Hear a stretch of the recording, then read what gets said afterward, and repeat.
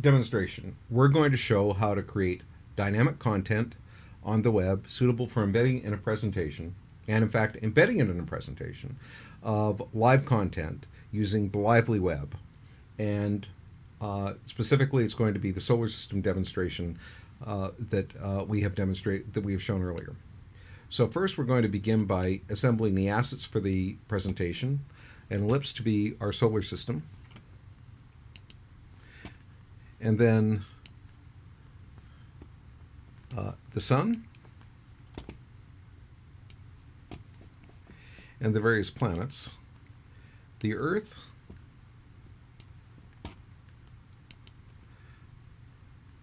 Mars,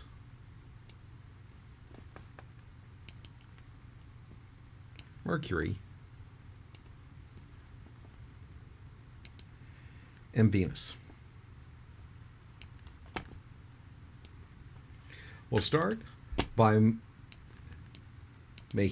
putting the solar system onto our page and making it large enough to hold all of this. Just do it by dragging it up here, enlarging it. It's about the right size. Moving it to the center.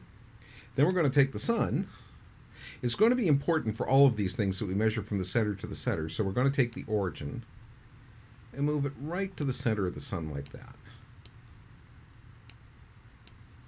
And then we're going to size the sun appropriately to about 70 by 70. And with that, drop him right in the center of the solar system. We're going to take Venus to the center. Planets are smaller than the sun, so we're going to make him about 40 by 40. And do the same thing for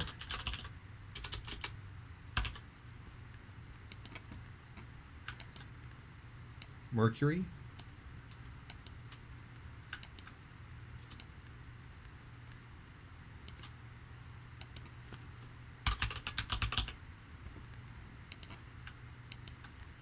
the Earth,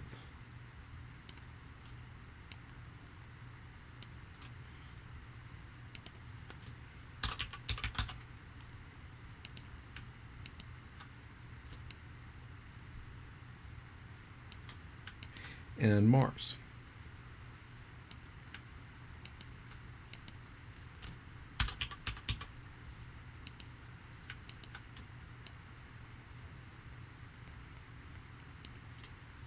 So now that we have these things all done, all we have to do is program them to move around the sun in accordance with Kepler's law, which is that they move proportional to the square root of the distance cubed.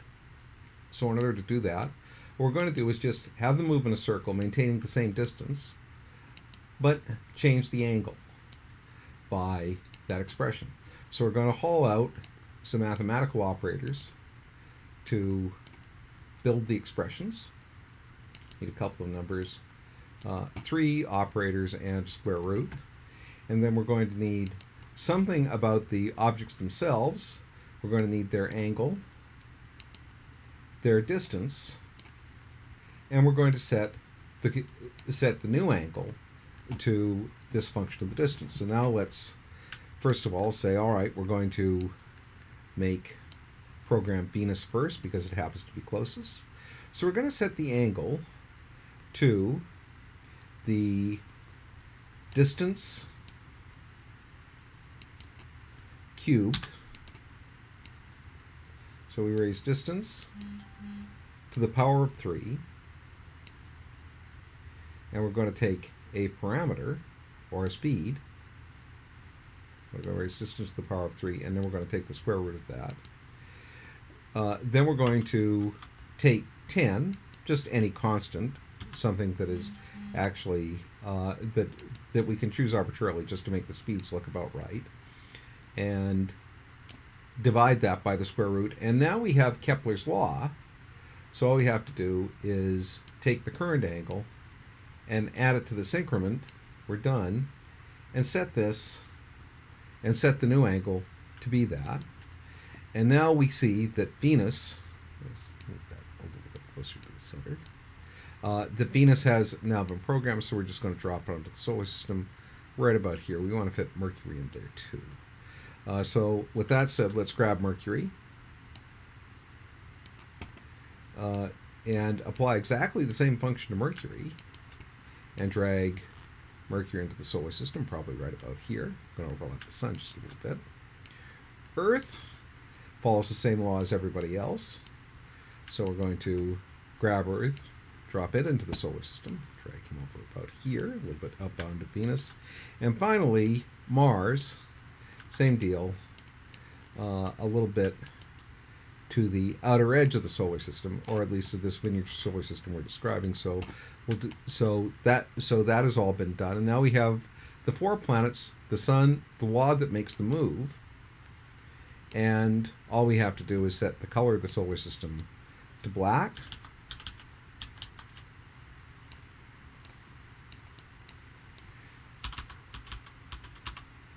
That is black. Let's test this to make sure that it works. And as we start, we can see the planets are moving. Mercury is crowding Venus a little bit, so we'll stop it. We could actually move Venus while it's moving, but it's a little bit easier and makes less of a mess if we do it that way. So let's start them again. And there we see them moving around. And you can see that Mercury here is moving faster than Venus, which is moving faster than Earth, and you can see it's moving faster than Mars. We can speed up this simulation if we like. Makes it a little bit jerky, or slow it down. And let's stop it. So now we're ready to publish. Well, just about. Basically, the presentation area should be black too, don't you think? So we're going to set that to be black. And now that we have this guy doing what we want to publish it to the web. We just press this button and we'll publish it to this page here. So we're publishing this, and it says, do we want to go off and have a look at it? Yes, we do. Let's grab this URL because we're going to use it later. Make sure that it really works. Yep, it still does work. So now let's go to our presentation where we've prepared a slide with Solar System Demo on it. And we say what we want to do is have an iframe, which is a little hunk of web content. Make it big enough to hold this. Type in the URL that we've got, and we can see that this appears. And there, we're done. The Solar System demo has now been completely incorporated into this. And when we go to present, as opposed to edit, we can start it, play it, and so forth. And now, with that, let's go to the slide.